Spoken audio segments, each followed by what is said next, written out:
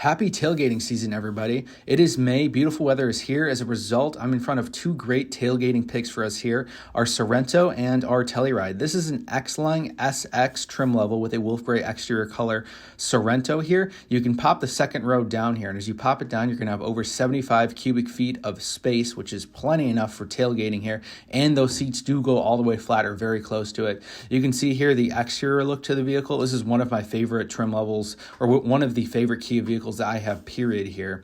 I'm going to make my way over to the Telluride here. Same thing. You're going to pop the second row seats down the same exact way, but you're going to get up to 87 cubic feet of space. I'm going to show you guys here as well. The second row does go all the way flat. You can lock it down, and you're actually going to need that lever right down there to pull it to unlock it, because once you push it all the way down, it is locked.